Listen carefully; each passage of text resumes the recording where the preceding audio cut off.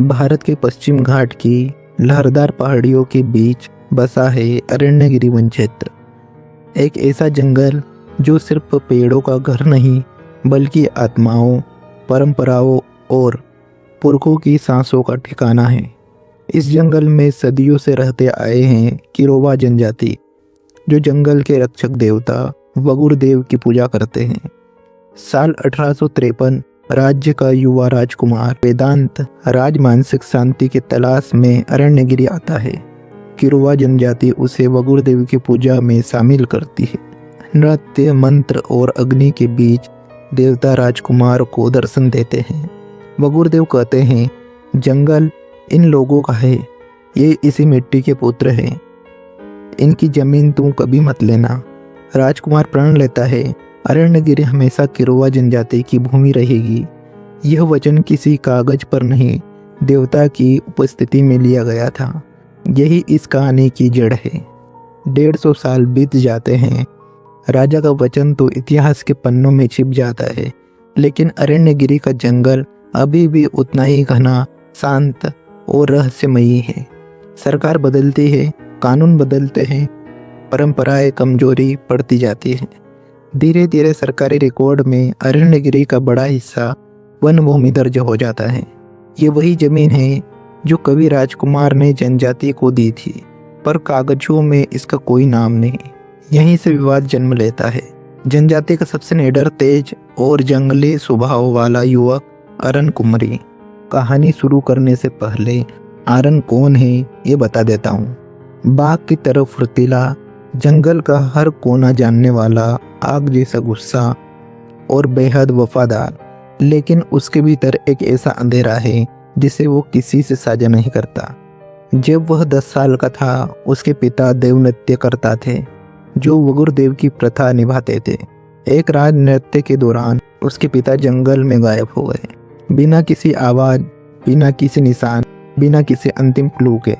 लोग कहते हैं देवता उन्हें अपने साथ ले गए। आरन के मन में उस रात की चीखें आज भी गूंजती हैं।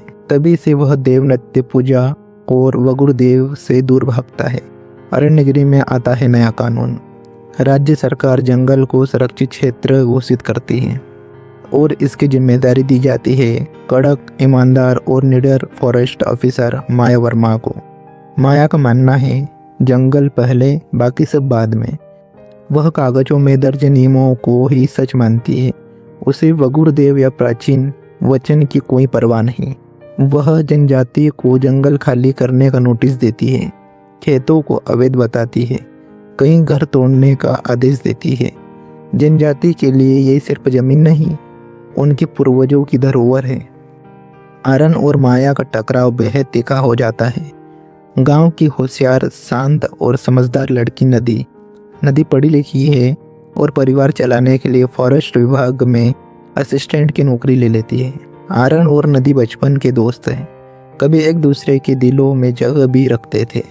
लेकिन समस्या यह है, नदी अब माया की टीम में है। आरन जनजाति के पक्ष में खड़ा है। इससे दोनों के बीच खटास भी पैदा होती है। फिर भी कहीं ना कहीं दोनों एक दूसरे को समझते हैं।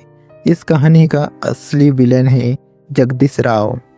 पहले वह जनजाति का हिस्सा था, अब वह बड़ा नेता बन चुका है।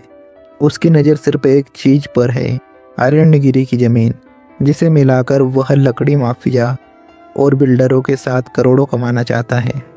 वह फॉरेस्ट विभाग को भड़काता है, कागजों में हेरफेर करवाता है, जनजाति को कमजोर करता है और आरन के भाई नाडेस को अपने पक्ष में लाने की कोशिश करता है। लेकिन नाडेस इनकार कर देता है। यही उसके जीवन की सबसे बड़ी गलती बनती है।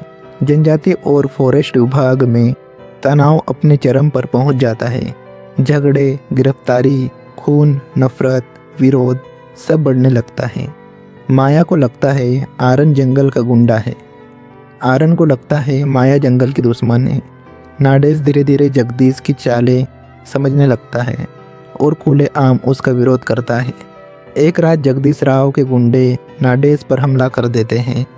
नाडेस खून से लथपथ मिलता है और दम तोड़ देता है। गांव शोक में डूब जाता है। आरन का संसार बिखर जाता है। उसके भीतर गुस्सा, दर्द, सदमा और बदले की आग सब एक साथ ज्वालामुखी की तरह फट पड़ते हैं। वो जंगल में भटकता है, चिल्लाता है, धरती पर घुटनों के बल गिर पड़ता है। मैंने कुछ नहीं किया और उन्होंने मेरा भाई ले लिया।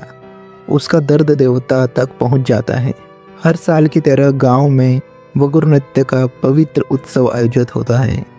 इस दिन लोग मानते हैं कि वगुर देव धरती पर उतरकर अपने भक्तों की रक्षा करते हैं। इस साल नृत्य शुरू होता है, ढोल गूंजते हैं, अग्नि जलती है, मंत्र हवा में तैरते हैं। उस दिन लोग मानते हैं कि वगुर देव धरती पर उतरकर अपने भक्तों की रक्षा करते हैं। इस साल नृत्य शुरू होता है, ढोल गूंजते हैं, अग्नि जलती है, मंत्र हवा में तैरते हैं। लेकिन अचानक नर्तक बेहोश होकर गिर जाता है। गांव में अफरा तफरी मच जाती है। तभी धुएं, मंत्र और ढोल की धड़कन के बीच एक अनोखी शक्ति आर्यन के भीतर उतरने लगती है। उसके शरीर में कंपन होने लगता है, उसकी आंखें लाल हो जाती हैं, उसके कदम नृत्य करने लगते हैं जैसे किसी शक्ति ने उसके शरीर पर कब्जा कर लिया हो। गांव वाले डर और श्रद्धा में झुक जाते हैं। वगुर देव आर्यन के भीतर प्रकट हो चुके हैं। देव रूप में आर्यन दहाड़ता है। जंगल उसका है जो इसकी रक्षा करते हैं। लालच अरण्यगिरी को छू भी नहीं सकता। देव रूप में आर्यन जंगल की ओर बढ़ता है। जगदीश राव हथियारबंद आदमियों के साथ अरण्यगिरी पर कब्जा करने आता है। गोलियों की बरसात होती है, पेड़ कांपते हैं, जंगल की हवा लाल हो जाती है। लेकिन आर्यन अब सिर्फ मनुष्य नहीं, वगुर देव का वाहक है।